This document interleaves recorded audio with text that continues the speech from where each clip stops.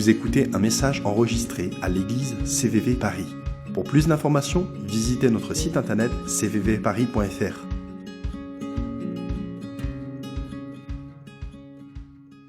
Donc, on a vraiment besoin d'être une église et une nation dans l'église, enfin, dans cette nation qui annonce une bonne nouvelle.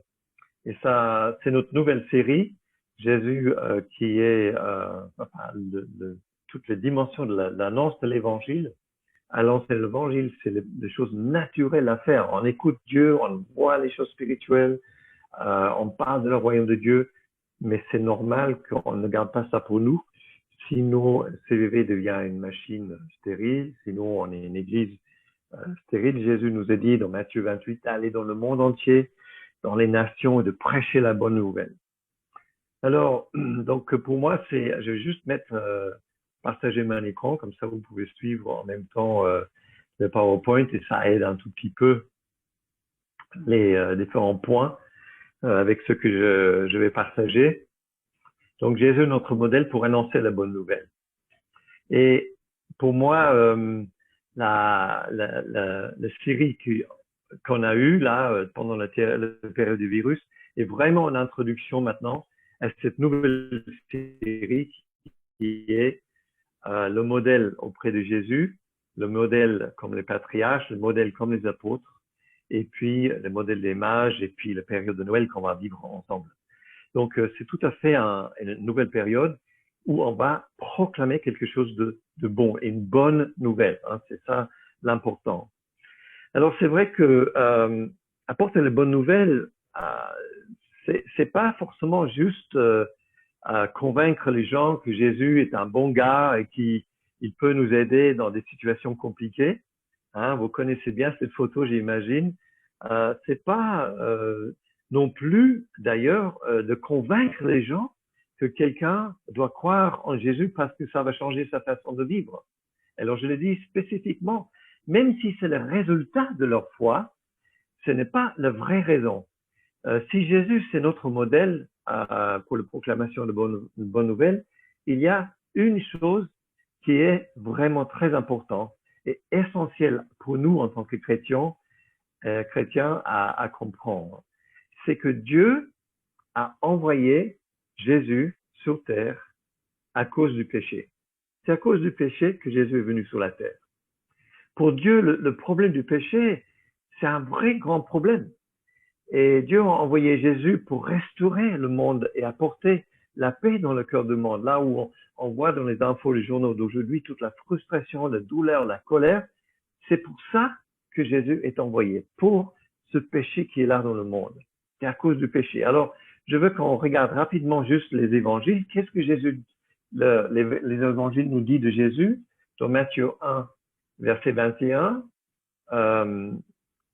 comme il pensait, c'est le texte qui parlait à Joseph, comme il pensait, un ange du Seigneur lui apparut dans un rêve et dit, Joseph, descendant de David, n'aie pas peur de prendre Marie pour femme, car l'enfant qu'elle porte vient du Saint-Esprit. Elle mettra au monde un fils, et tu lui donneras le nom de Jésus, car c'est lui qui sauvera son peuple de ses péchés. Et puis dans Marc, chapitre 2, afin que vous sachiez que le Fils de l'homme a sur la terre le pouvoir de pardonner les péchés, je t'ordonne, dit-il au paralytique, lève-toi, prends ton brancard et retourne chez toi. Donc, même avant qu'il s'occupe du corps, la première chose que Jésus fait, il dit, tu es pardonné de tes péchés. Il vient pour pardonner les péchés. Et pour montrer qu'il a l'autorité de le faire, il guérit la personne. Et puis, dans Luc, chapitre 1, verset 77, et toi, petit enfant, tu seras appelé prophète du Très-Haut, car tu marcheras sous le regard du Seigneur pour préparer ses chemins et pour donner à son peuple la connaissance du salut par le pardon de ses péchés. Et puis, vous connaissez bien le verset de Jean, chapitre 1, voici l'agneau de Dieu qui enlève le péché du monde. Donc, tout ça pour dire que c'est la mission centrale de Jésus. C'est pour trouver une solution. Dieu devait trouver une solution pour le péché dans le monde et il envoie Jésus. Mais alors, évidemment, la grande question, c'est qu'est-ce que c'est le péché? Et alors, la réponse courte, c'est la séparation entre Dieu et l'homme, c'est ça qu'on dit, n'est-ce pas?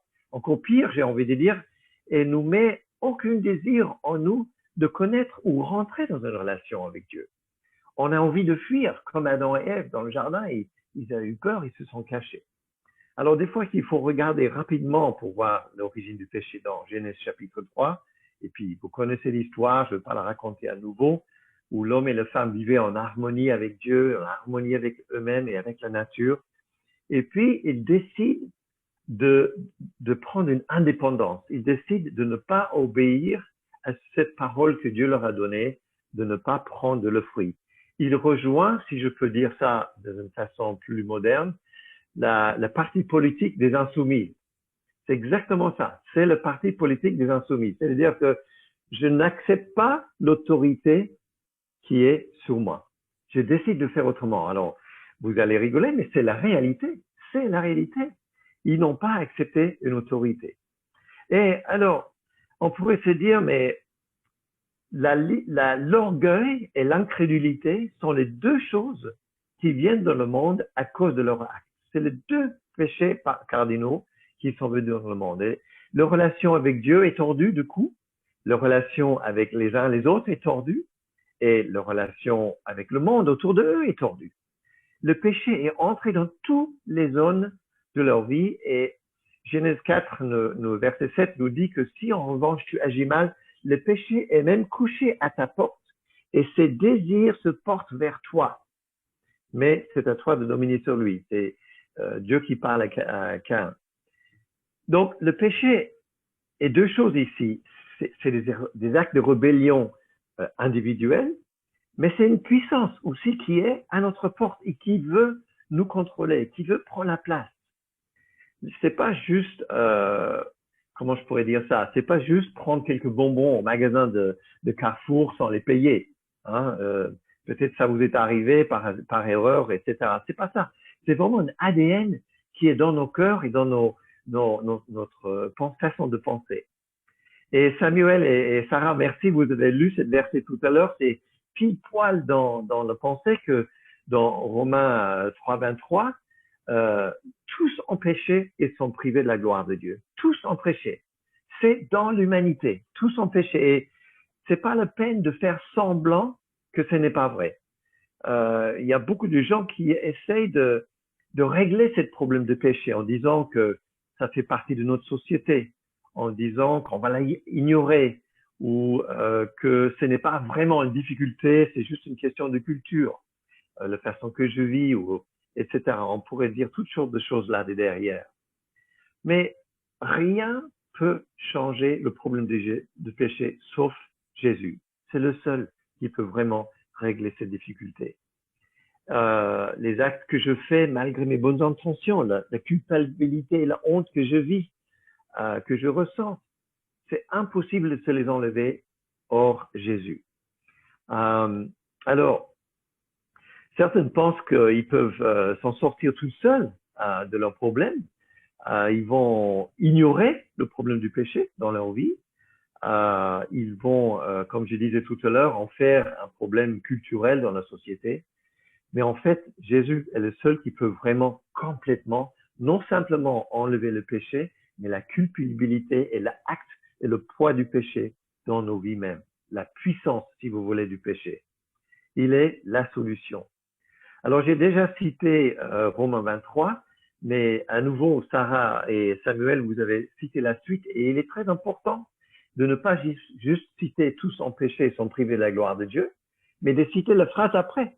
Les péchés sont gratuitement déclarés, les gens sont gratuitement déclarés justes par sa grâce, par le moyen de la libération qui se trouve en qui? En Jésus. Par la libération qui se trouve en Jésus-Christ. Dieu enlève le jugement du péché gratuitement. Il ne nous demande pas de payer ou faire quoi que ce soit. On n'a pas besoin de Black Friday pour acheter quelque chose de moins cher. On n'a pas besoin de faire des activités spéciaux ou des œuvres spéciales. Ça ne marche pas. La libération de Jésus est un don gratuit qu'on reçoit si on accepte de la part de Dieu.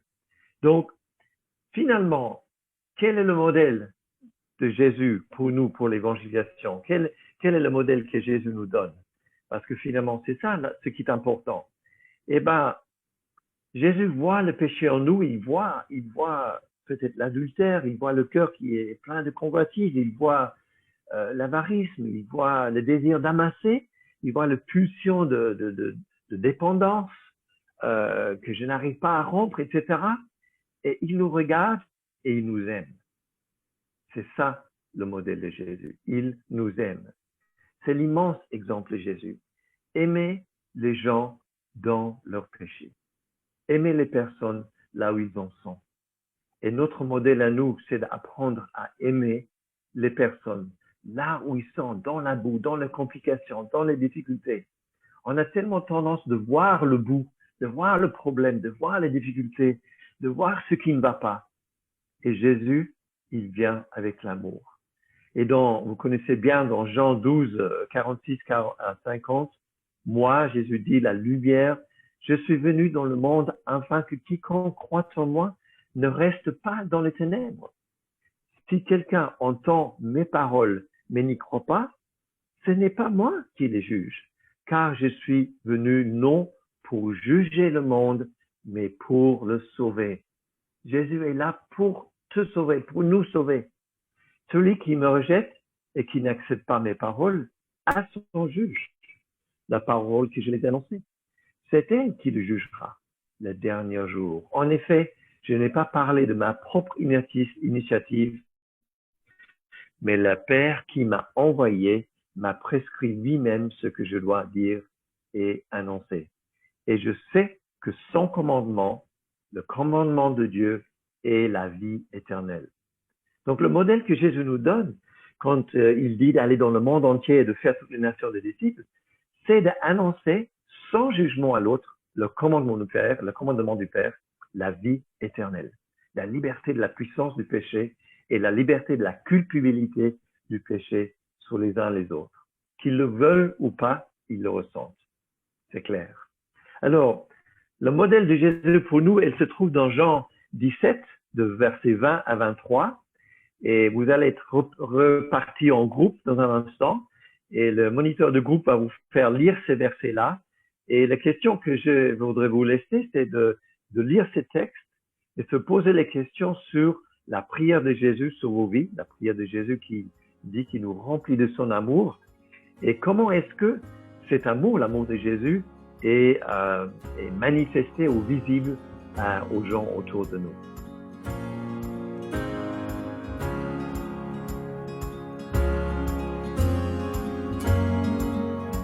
Vous venez d'écouter un message enregistré à CVV Paris.